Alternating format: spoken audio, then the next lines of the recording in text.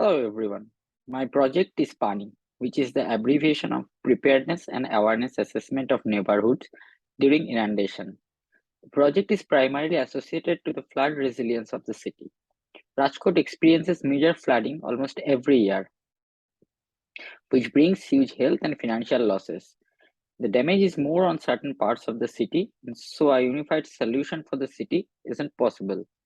Hence, it is imperative that zoomed-in area-specific initiatives are required to strengthen the resilience of each community.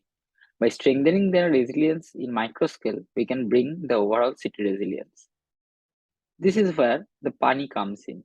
Paani is a toolkit that tries to measure a community's resilience for the first two phases of DRM cycle, which is prevention and preparedness.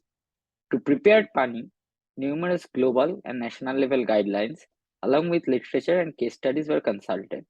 Numbers of indicators were found through research, and they were further understood and contextualized for Rajkot. Next, they were clubbed under four major themes to create the Paani, which looks like this. There are a total 22 indicators divided under four major themes as source of resilience. These themes are human and household, society and community, physical, preparedness, and coping strategies.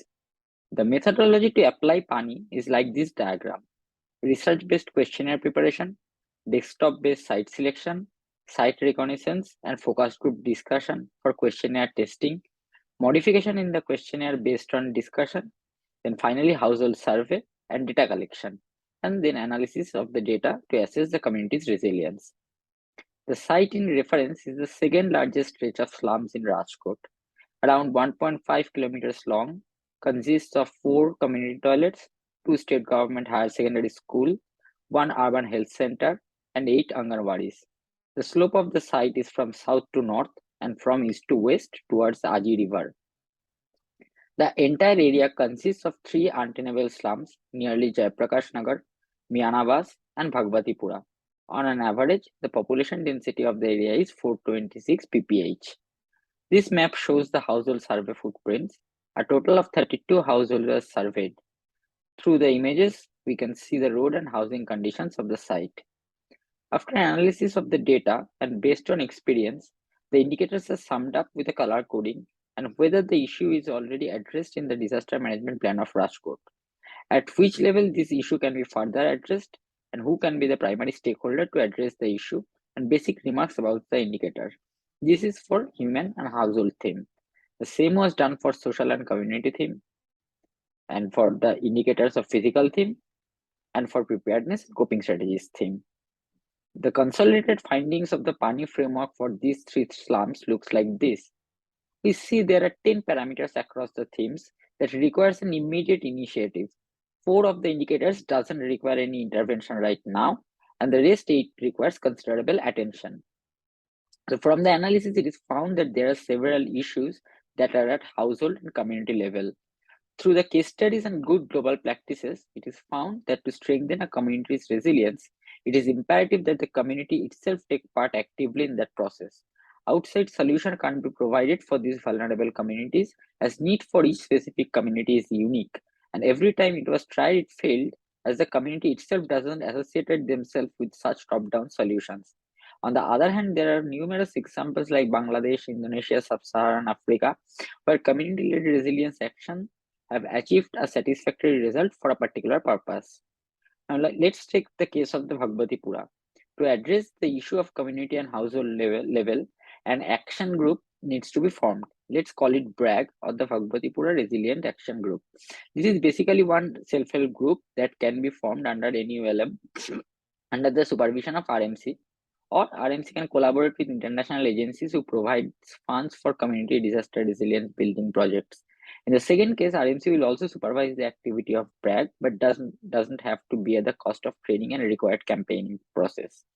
The activities of the BRAG are mapped as shown. The primary target for BRAG till 2023 July is to establish itself as a one-point contact for RMC to facilitate its response and recovery for 2023 monsoon. After monsoon, the BRAG members can be used as regular SHGs for solid waste management, etc. Similarly, the next phase, starting from the January 2024, is also mapped out. In this phase, the most important activity of the BRAG members will be to start community level flood management planning, where they will identify every issue from each household of their community and prepare an activity map for the community, including structural and non-structural measurements. This action map can be further shared with RMC to prioritize their own action plan for the area. By mid-July 2024, BRAG will be a notified body cooperating with RMC in Bhagwathipura on its own accord for all 4 phases of the DRM cycle.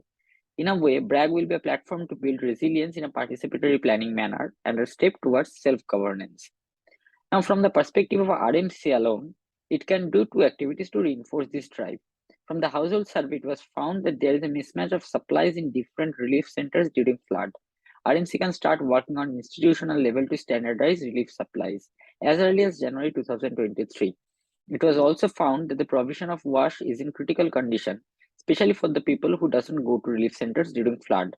2 major problems during flood occurs are related to wash. One is no supply of water and another one is backflow of sewage in community toilets. In Bhagwathipura, there are 3 numbers of community toilets. To reduce the problem of backflow, 3 options can be taken as mentioned.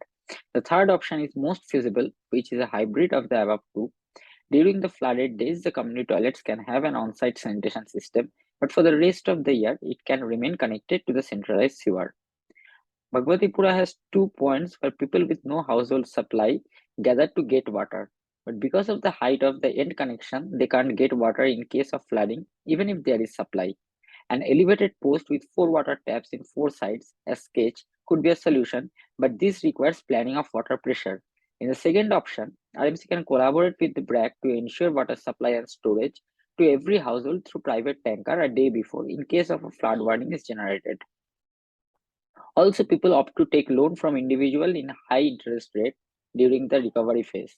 On an average, a small amount of 3 to 4,000 per household is required post-flood situations to cope up with the loss. BRAC can come up with a collaboration with MFIs to provide such small loans to the required households. If all of this can be implemented, the Paani for Bhagwathipura should look like this by the end of 2024 monsoon. Thank you very much.